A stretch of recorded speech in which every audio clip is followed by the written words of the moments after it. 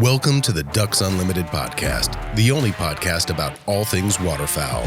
From hunting insights to science-based discussions about ducks, geese, and issues affecting waterfowl and wetlands conservation in North America, we bring the resource to you. The DU Podcast with your host, Mallory Murphy. Today it's going to be a good one. I have Colin McNair of Copley Fine Art Auctions. He is their decoy specialist. He's also a decoy carver and artist. Hey, Colin, how are you? Hi, I'm well, Mallory. How are you? Doing good. I also have Katie Burke, manager of the Waterfowling Heritage Center. Hi, everybody. Today we're going to talk about decoy carving, fine art, X-ring decoys, everything cool. So, Colin, tell me a little bit about yourself. How do you end up with the title decoy specialist? Because I honestly think that is the coolest job title ever. Tell me how you ended up there. So I grew up around decoys. My father is Mark McNair, who is a contemporary decoy carver who started carving back in the early 1970s. And I was homeschooled for the first 5 years of school. So I got to spend a lot of time in his workshop and with my older brother, Ian McNair, who was also a carver. And I started carving from the time I could hold a knife and a piece of wood. Sold my first decoy at age 6, continued actively carving and hunting through college. And then Steve O'Brien Jr. was starting up an auction house about the time I was getting ready to graduate from college. And he offered me a job as the decoy specialist with his new firm, Copley Fine Art Auctions. So I jumped on board with them, moved up to Boston, and I've been the decoy specialist there for the last, this is 12 years now. Oh, wow. I didn't realize it was right after college that you joined me. Yeah, there was no gap in between. I'd been working on a charter boat, so I went home and did the last season of that in the summer and packed up for Boston in the fall just in time to watch the broader markets crash and get to experience the collectibles market and sort of a trial by fire. But fortunately, we were actually all right through that time back in 2009 through the teens. But yeah, it's been an awesome ride, and didn't really know where it was going, but I knew that working with Steve was going to be quite an experience. He's been an absolute game changer in the decoy and sporting art field, and it's just been fun to work alongside him and the rest of the team, kind of paving the way for decoys into the 21st century. Yeah. So what do you actually do as decoy specialist for an auction firm? You know, my cocktail conversation version of that is I help people with their collections. Because for most folks, the idea of decoys and decoys as collectibles is a little more than they can handle. I know your listenership is certainly going to be far ahead of most folks on that subject. So as a decoy specialist, my goal is to identify the best decoys in existence. And these are birds that are made from the early 19th century. So we have stuff that's dated back to 1835 all the way through pieces made today. So I'm looking through those decoys, finding what's available for market, and ideally bringing those pieces to market, usually in an auction format. So that means working with collectors, dealers, museums, other institutions, and helping them make the right decisions for their decoy collections, be it buying or selling. And the first part of that always starts with great inventory. So that's where we spend most of our time. And then where we interface with the public is on the selling side. So that's where we get a lot more kind of public face time. So people usually see me, a little more cleaned up and presenting really nice decoys and a very nice catalog in a formal auction setting. But that's really only the back end of the process. And once we have our inventory together for the auction, we do switch into that kind of placement side and helping potential bidders and buyers find the right pieces for them and make educated buying decisions for their collections. I have a question about that because I deal with this a lot too. How do you find, for the most part, how people's collections are? Like, I have found personally, like they have the one person who's meticulous and everything is like the collector that's everything, they have everything, all the records of everything. And then you have the other one who it's like the exact opposite. It's just a kind of like controlled mayhem. Yes and yes. You know, when you're walking through the park and you see somebody with their dog and you say, that person's dog kind of makes sense for that person. I think collections are a lot the same way. It's this incredibly personal extension of the collector or collectors, because a lot of times you have couples that collect together, and every collection is just as individual as the person who's putting it together or taking it apart. So we see a huge spectrum of collecting styles. We have collectors that don't refer to themselves as collectors, but acquisitors, perhaps. And you have people that look at it from the financial side. You have people that look at it from the art side or the history side. I think a lot of people generally strike a balance in the middle. But it's a really diverse and fun part of what we do. And I love the decoys. Yeah, indeed. I love the decoys, but a huge part of our field is the people and the relationships and the experiences. And that's part of what keeps all of us coming back for more. So you've also championed X-raying decoys. This is something I was really wanting to talk to you about. What is the process of X-raying a decoy to y'all? Is it for authentication or put a price range on it? Why do you X-ray decoys? That is a great question. So I am a champion of X-raying decoys. I come in a long trail of really, bright, inquisitive people that have been doing this for longer than I've been alive, X-raying decoys for longer than I've been alive. And, I happen to be in a position to have access to a huge amount of important decoys through our inventory and working with our clients. And I also have access to 21st century imaging technology, the digital X-ray being the key tool there. And what we do today is essentially follow Dr. James McCleary's advice from back in the early 80s, and that is X-ray every important decoy before it goes to auction. And in the course of doing that, we've X-rayed, I think we're on to getting close to 2,000 decoys at this point. And we're looking for a number of different things. The most obvious thing that we're looking for in a decoy X-ray, or the most sort of popular thing that we're doing in a decoy X-ray, is looking for anything that's a variation from the norm. So that is looking for brakes that have been repaired, heads that have been replaced, tails that have been replaced, birds that have been repainted. We're looking for birds that, are anything that's off of the ideal, just so that we can make a clean assessment of what we have in our hands. Because as you can imagine, a decoy after just a few seasons can become a piece of pretty dynamic history. And you can only imagine what happens to a bird after 150 years of hunting and then collecting and, maybe being touched up a little. So there's a lot of interesting things that pop up in terms of alterations.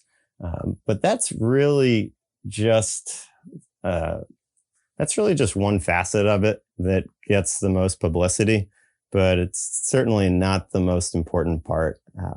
When you start to put together a decoy X-ray library, you can draw some comparisons between these pieces and start to notice trends in how the birds are constructed. So I should actually back up and just tell you what we're looking at in a typical duck decoy X-ray.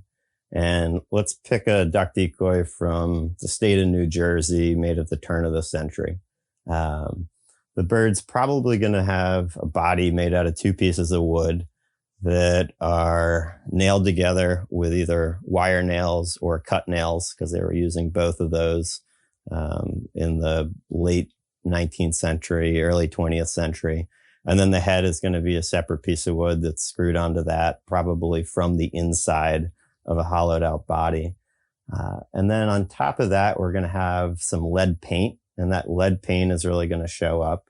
And, maybe this decoy got shot a few times. So we're going to see some lead shot embedded in the bird, and maybe the bill broke off when it was being gunned. And so that got reset, and we'll see a couple of nails or screws reattaching the bill from when the gunner did that 100 years ago. And you can just kind of keep going down the things that can happen to a bird and how those might show up in an X-ray, and it's incredibly telling. But can you touch on what is the most interesting thing you've ever found in an X-ray?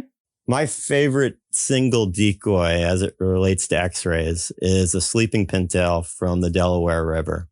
And the bird had a story of being from the rig of Richard Wistar Davids, who was from the Philadelphia area. He was related to the famous Albert Lang from New York.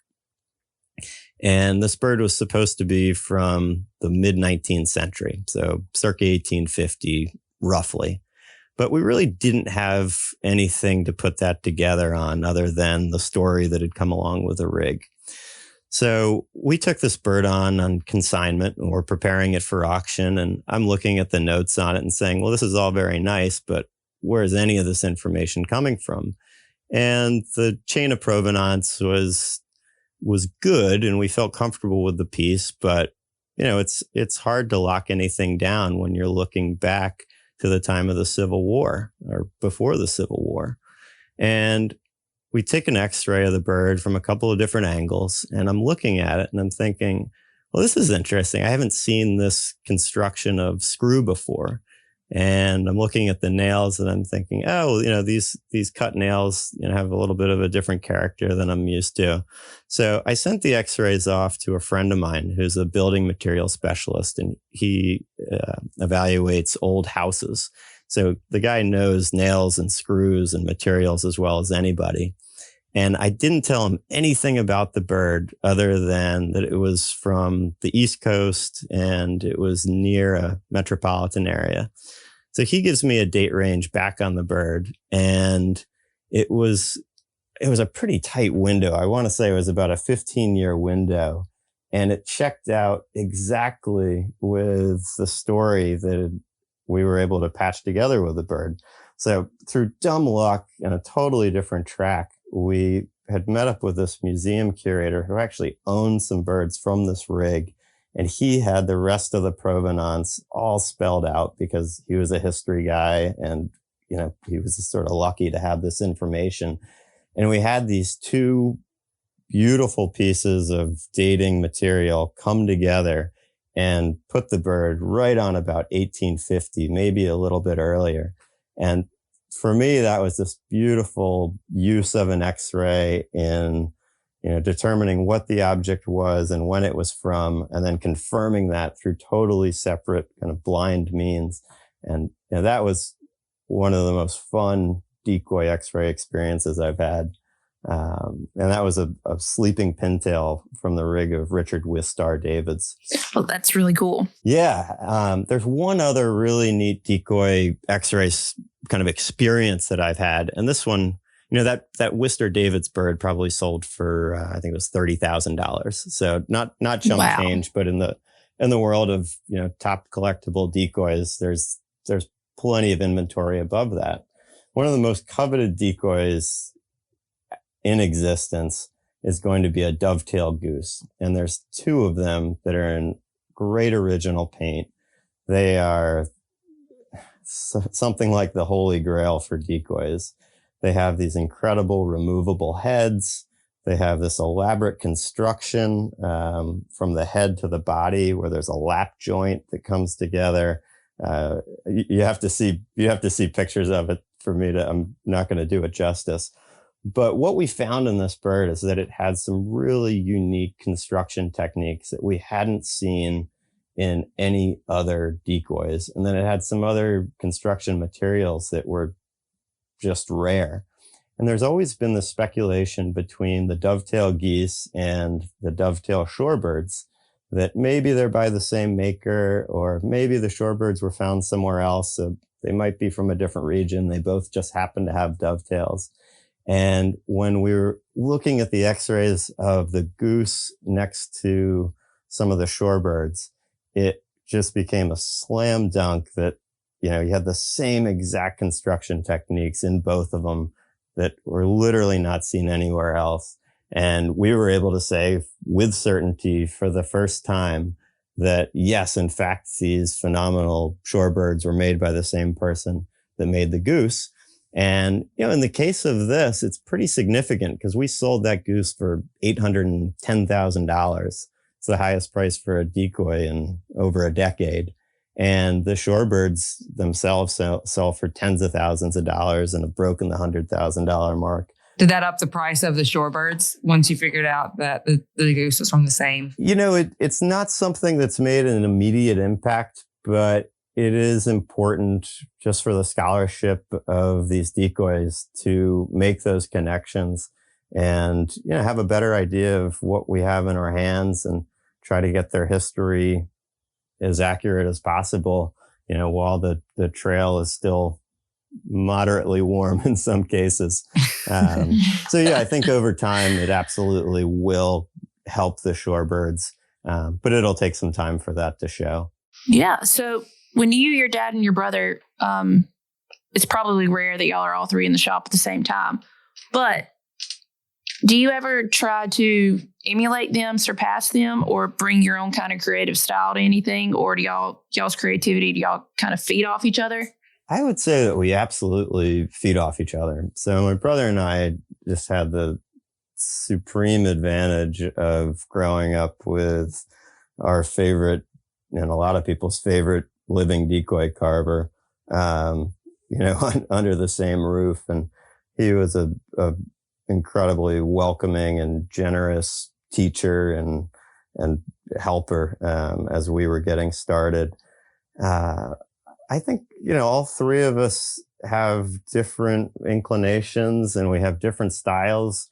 And, once you're able to make a decoy and you kind of get that technical aspect out of the way and you're familiar with the materials, I think it's hard not to express yourself. And I'd say the three of us love to talk about decoys and designs, and we'll share ideas, and we've collaborated in the past. But at the end of the day, we all have our own sort of path that we're following, and inevitably a lot of our work's going to look related, and it is.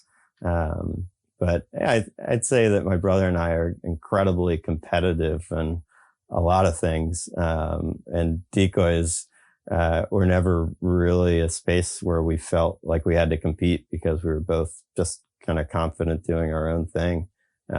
So it's been a great relationship. Yeah. Do y'all hunt over y'all's decoys, or are they strictly for art? So I love hunting over McNair decoys. And, we grew up hunting over, mostly birds that my brother had carved. And we've hunted over a few birds that I've made. A lot of times when we make something that we hunt over, it'll go into the rig for a season or two, and then it'll get sold. So, it's hard to hunt over a rig of decoys that's worth thousands of dollars, for obvious reasons. So yes, we do. And, it's easier to hold on to a few dove decoys. And last year I made a turkey hen that I took out hunting and shot my first turkey over. I made some fishing lures back in the day. Yeah, it brings an entirely different element to the hunting experience when you bring your own decoy to the party, and it's a game changer. I recommend anybody that's ever thought about doing it, give it a shot, because my golly, it feels good to watch a bird fly into your own decoy. That you made with your bare hands. Yeah. Well, it makes me laugh. You say you're not competitive you're competitive with your brother, but I can imagine, well, with my brother, when we're hunting, we're extremely competitive. Who shot what? I can't imagine if we also made the decoy. Like I would be totally like, well, my decoy is look the what one mine decoyed in. Yeah. How many birds mine brought in? Well, it's, I would say when it comes to shooting, we're competitive, and he's better than I am. But when it comes to decoying birds in, I mean, ultimately it's a collaborative effort. And, when you're out hunting, everybody's got to be pulling in the same direction. Ian makes more working decoys that we hunt over than I ever have. So thank you, Ian. I would totally get mad at my brother and just like shoot the head off of one of his decoys out there and just walk away. Ouch. Yeah. Well, there's still some band disputes in my family that probably would end pretty badly. And his dog always picks them up, so he always claims them. When you have band disputes, that's an uptown problem. That means that you've got the bands coming in, so you're doing all right there. How can we reach out to you? Where can we find out more about your decoys? So you can look up the company I work with, Copley Fine Art Auctions, at copleyart.com. That's one word, Copley Art. And you can look up my website for some of my birds at colinmcnair.com. That's Colin with one L. My brother, Ian McNair, is at ian-mcnair.com. And Ian's other occupation in the waterfowling world is his wader company. That's highanddryoutdoors.com. So the McNairs are coming at you with waterfowl from just about every direction. 7 different kinds of smoke right there. There you go. All right. Well, thanks for being on the show, Colin. Thanks so much for having me. Special thanks to our guest today, Colin McNair, decoy specialist for Copley Fine Art Auctions. I'd also like to thank my co-host, Katie Burke, and our producer, Clay Baird. But most importantly, I'd like to thank you, the listener, for joining us today and for supporting wetlands and waterfowl conservation.